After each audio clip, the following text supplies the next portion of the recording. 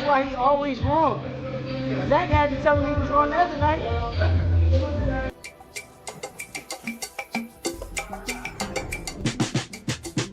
Like that. Worldwide, takeover, Times Square, takeover, the takeover, New York takeover. Man, you just put anything with takeover. Team, man, we're doing great. Getting ready for this fight on May 2nd, and I can't wait, man. It's been a long time due, and we're gonna show up and show the world what we made of. Yeah, this is my favorite type of workout. Part of training. Why is that? Fundamentals. Bring back the basics. Basics are everything. Alignment with the feet and the hands. Position. Within their isolated camps, time melted away as Shakur Stevenson and Teofimo Lopez endured brutal sparring, endless miles, and relentless routines that forged readiness. Champ got razor blades in them goddamn gloves. We gonna be switching on his ass. Woo! It's gonna be ugly. I think he's gonna go in and be patient and handle his business. I mean, compared to Shakur, I mean, he's just a masterpiece at his work. So I feel like he's gonna go and pick him apart and take him down. Well before the fight night lights ever glow, Shakur Stevenson and Teofimo Lopez are already locked into the grind, surviving days that exist only for boxing. Yo, can I ask you something? What? You blame him? Nah, hell no. That was smart. That was smart. I know what I'm gonna do next time though. I'm gonna punch it. Bet you that hook. I got you. Look, when he start doing this, I'm gonna punch that shit like right here, his elbow. And I got a family to take care of. They depend on me. And I'm gonna get to this bag and make sure it works.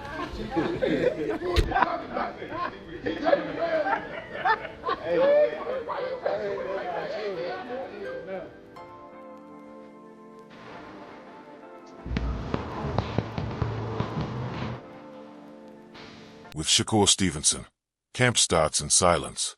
Dawn hours unfold inside the ring, sparring and sharpening with intent. The lone noises come from gloves cracking, feet gliding over the canvas, while coaches box sharp cues. You at the gym? My happy place. What is the update on the house? It's a lot better. I'm able to punch, I'm able to whoop ass. Does it change it being Floyd Schofield on the same vision? Same vision. Actually, it makes it even better to be honest, because he been popping a lot of shit. So to put him in his place, I'm gonna love doing that. Being a coach with Shakur is like a coach's dream, you know. He's technically sound, you know. He's disciplined, he does everything right, you know. All you gotta do is tie gloves and give him water the majority of the time. You don't gotta worry about skipping no steps, you know. He gonna follow everything, plus do a little more on his own time, you know. You make a coach job easy. Three. Right back with the hook. Between rounds, Stevenson listens far more than he talks, taking in every word before walking straight back into the fire. Reports say Terrence Crawford has been training alongside Shakur Stevenson ahead of the showdown with Teofimo Lopez, openly praising Stevenson's rare elite abilities. Working with Terrence Bud Crawford, definitely a hell of an experience. You get that type of knowledge, that type of IQ.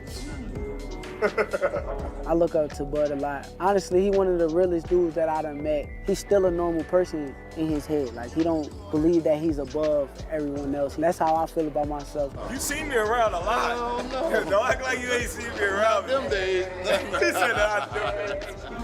Bud, come on. Terrence talking, I try not to talk back. I try to just listen and Straight, boom, straight shot. Like right here, boom, there you go. But you gotta make sure you step.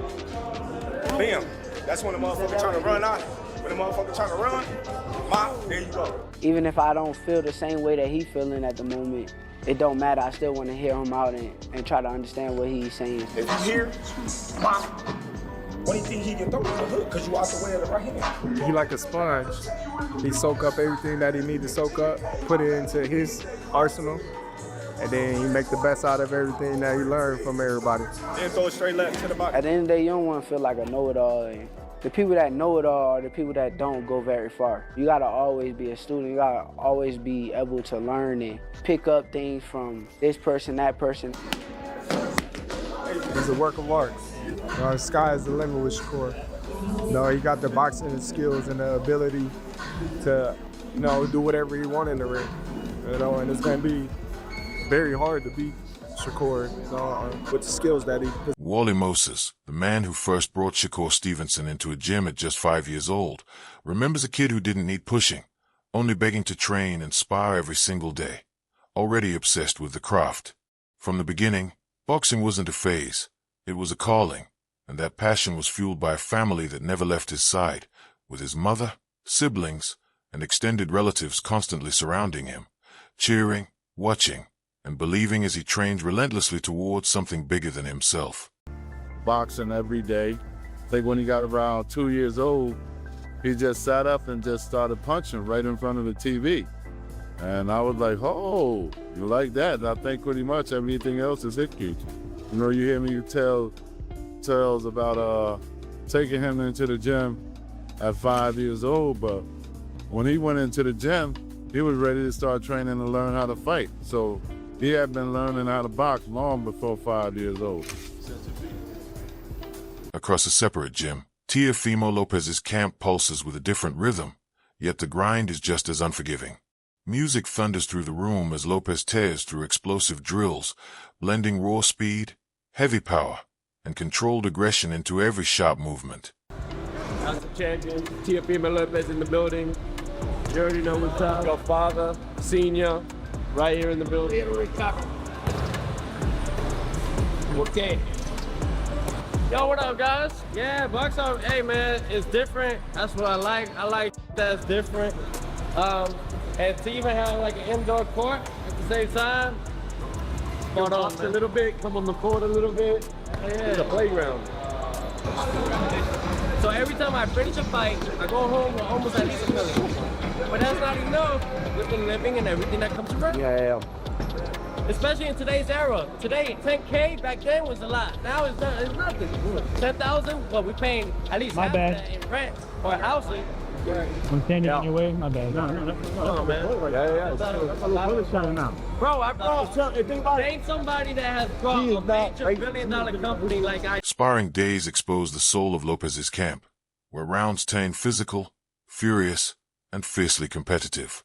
Trainers push him to remain sharp when pressure closes in, to trust instinct and strike back the moment exchanges erupt.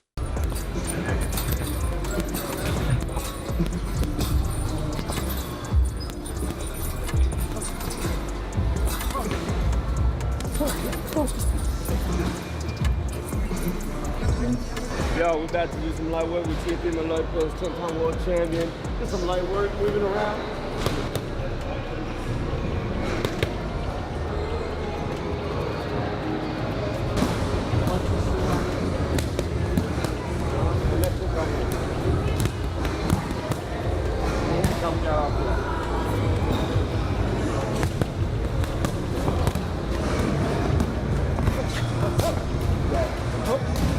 Three slips. Yep. Right here, man. And a right hand up there. Right left, right. 1, 2. Double jab right. Lopez's trainer often points out that what truly separates him goes far beyond structured drills or basic conditioning, because the real difference is the undeniable passion he pours into every single session. Lopez has made a conscious decision to live in the gym, training multiple times a day, staying sharp, and pushing his limits even when no fight is immediately on the calendar, a mindset shift he fully embraced after becoming a 2-division world champion. That non-stop commitment has refined his speed, strengthened his power, and elevated his boxing IQ, revealing a fighter driven by love for the grind itself, not just the spotlight at the end. Those watching closely notice how effortlessly he moves through drills and sparring, feet light, rhythm steady, combinations flowing. His footwork becomes second nature, turning brutal training into something almost instinctive. That energy doesn't just enhance his agility and balance, it fuels the entire camp, creating a charged atmosphere that lifts everyone around him and leaves one question hanging in the air about what this version of Lopez is truly capable of when the lights finally come on. He's an entertaining cat. Like, everything is fun. It's a fun day every day, but it's serious when he's sparring. He gets down to nitty-gritty, does his thing, just embarrasses a lot of the sparring partners. And again, I tell him, have fun in there. Like, just make boxing great again, make boxing fun again. Oh, it is a little one.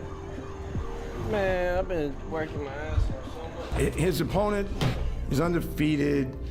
He's a frigidity boxer. He jumps in, jumps out. But there's one thing we see that he don't do, and we'll tell you when we do it to him. I can't tell you now, but I'm gonna tell you later. Take over sports, coming soon. Yeah, baby, all day.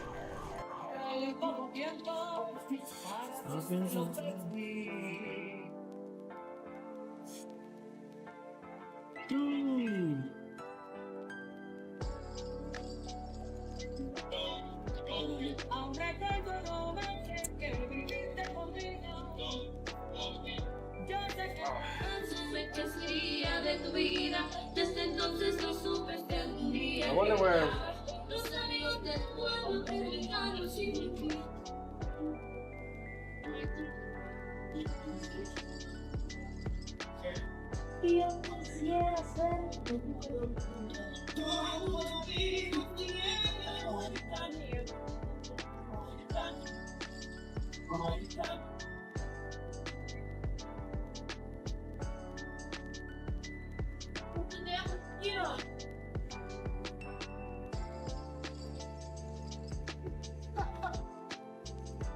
Terence Crawford speaks about Shakur Stevenson with the tone of a big brother, full of respect and belief, praising skills he feels many people still don't fully understand.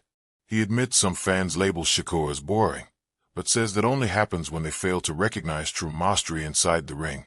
Crawford draws a powerful comparison to Floyd Mayweather, reminding everyone that Floyd once faced the same criticism before cementing himself as a legend. In his eyes, Shakur carries that same elite blueprint, built on sharp precision, high-level intelligence, and blazing speed, the kind of qualities that separate great fighters from rare ones.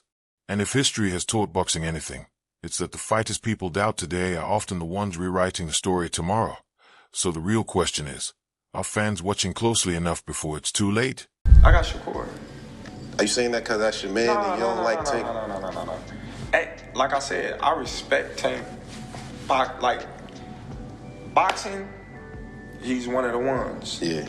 We're gonna take his personality and personal things out of it. But boxing, he's definitely talented. Yeah. You know what I mean? And he's definitely got that it. And yeah, he's definitely respected in boxing. But Shakur is a different fighter. You know, Shakur is different. You know, people may call him boring. People may say he can't punch. But they say the same thing about Floyd. Because they defensive. Teddy Atlas steps in to defend both Shakur Stevenson and Teofimo Lopez, pushing back against the criticisms that have trailed them for years. He recalls how quickly some observers labeled them as fighters who dodged tough opponents, implying padded records or an unwillingness to face the best. But Atlas insists that view is outdated and unfair. Both have repeatedly shown they are ready to face high-level matchups. Their skill, speed, and strategy make them dangerous opponents. And far from avoiding risk, Stevenson and Lopez actively seek tests that push them to grow and adapt. Atlas argues the old narrative of avoidance no longer fits. Instead, these two athletes deserve respect for their accomplishments and the formidable challenges they continue to embrace inside the ring, proving their place among boxing's elite. Teofimo, at certain spots, he's avoiding this guy, he's avoiding that guy. You can't take those shots at these two guys. Definitely can't now. They are stepping up, and they are taking fights that a lot of people are probably surprised they took. Now, a lot of people will say style-wise, Teddy, style-wise, is this going to be a great fight? I don't know if it will. I mean, style-wise, I could see you having a little reservations, you know, whether or not these guys will make for dynamite. They will make, for electricity. I don't know if they will, but I tell you what they will make for. Two skillful fighters, two talented fighters, two fighters that are at a high skill level that will compete in the sweet science. I mean, Shakur showed aggression in his last fight against Cepeda, being elusive while being aggressive. Walking them down, fighting on the inside, boxing well, still being able to counter, still being able to control space, but also be able to go into tight quarters and not be afraid to show that he's good on the inside too, that he can make you miss and make you pay outside and inside. Shakur showed that. That was great. That was great, and people applaud him. I applaud him. We were sitting there, ringside. I was sitting there actually with your sister, ringside, watching that fight. And it was a terrific performance. Shakur showing that dimension, showing that attitude, showing that competitiveness, showing that dog, like people like to show or like to talk about, and they wanted to see in Shakur. On the Ariel Helwani show, Stevenson opened up about his view of Teofimo Lopez, making it clear there's never been any personal tension between them.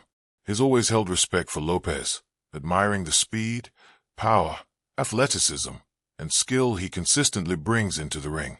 Shakur acknowledges that while Teofimo can be polarizing, sometimes making comments that rub people the wrong way, he doesn't take it personally. In fact, some of those statements fuel extra motivation, pushing him to rise even higher when the bell rings. At the core, Stevenson sees Lopez as a driven athlete, genuinely striving for greatness. For Shakur, this fight is far more than a battle to win. It's a chance to measure himself against a talented, disciplined, and determined opponent, to test his skills, strategy, and mental toughness against someone who demands nothing less than his very best. I want to make it happen, so let me hit the guy up. Honestly, I had been set it up with the higher power people. I kind of asked them, can we make the fight happen? But once it got closer to getting it done, I kind of reached out to Tio, and he was cool. And obviously this is happening at 140. Why were you interested in that? Why the decision to move up from 135? I'm not moving up to 140-pound division just yet. I'm actually a 35-pounder, but I moved up for this fight because I know that why would I bring him down? I would have to come up to his weight if I want to fight him. So it only made sense. Was MSG always the spot that was discussed, or perhaps Prudential Center, Newark, or any other locations? They asked me Las Vegas or New York, and I told them. Amir Khan has recognized Shakur Stevenson as a fighter of rare technical brilliance, someone who brings a deeper dimension to the sport. While casual fans might not always find his style flashy, Stevenson's precision, defense, and ring IQ make him nearly untouchable, embodying the very essence of boxing. Khan admires other fighters, like Teofimo Lopez, for their sheer power and aggression, yet he holds equal respect for Stevenson's mastery, knowing that tactical brilliance is often mistaken for boredom. At the elite level, slipping punches, controlling distance, and outsmarting an opponent are the hallmarks of true greatness, and Stevenson's record against top competition proves that skill can be just as mesmerizing as knockouts. Every time he steps into the ring, Stevenson carries a reputation built on calculated precision, adaptability, and strategic thinking. His ability to read opponents, adjust on the fly, and command the pace of a fight has consistently made him a formidable challenge. Now, facing Teofimo Lopez, those very qualities will be pushed to the limit against raw power, lightning speed, and relentless aggression, leaving fans and analysts on edge, eager to see how Stevenson navigates this ultimate test. About the criticism that Shakur gets, like people say that he's boring and all that. Yeah. He's not entertaining. I mean, look, he's like an Andre Ward style. Andre Ward wasn't really that entertaining, but got the win. I mean, that's what boxing is all about. So I used to love watching Andre Ward fight because it was so punch perfect. I watched his footwork, how he moved to the right, to the left, and I trained with him as well, with Virgil. And I used to watch how he trained and how he fought, and I thought how he puts his hands there and uses it as a defense, and then pulls your hands down and catches you over the top, and them little things. So this is a fight that people get, because you got two different styles. You got an offensive, defensive in Lopez, and you've got a... Lamont Roach, who has watched Stevenson up close, stresses that this fight isn't just a chaotic brawl, but a battle defined by precision, control, and careful execution. A victory over Lopez wouldn't simply add another world title to Stevenson's resume. It would dramatically elevate his credibility and strengthen his leverage when negotiating a future showdown with Tank. Many fans and insiders agree. Only by defeating a marquee name like Teofimo can Stevenson truly stake his claim as the top contender, finally setting the stage for a fight with Davis, a matchup that's been talked about for years but still remains unrealized. Okay, cool. But and doing that, and so I was always going to fight this year. He knew that too. I was always going to fight this year. It was going to be either like a tune-up or something before I fought him, if we were to get that together. So who do you think wins that fight between him and Teofimo Lopez if they fight? If they fight, I think Shakur wins. I think Shakur wins. And I don't think it's going to be like a super tough fight either. I think he just, his IQ will frustrate him. And, wow. Don't you think Teo has also good ring IQ and also is slick, fast? I think so, but when you look at Teo's performances against guys that are just pure boxers. After seeing both fighters' camps, who do you think will carry the edge when the bell rings? Share your thoughts and predictions in the comments below. Let's see who fans believe will rise to the challenge.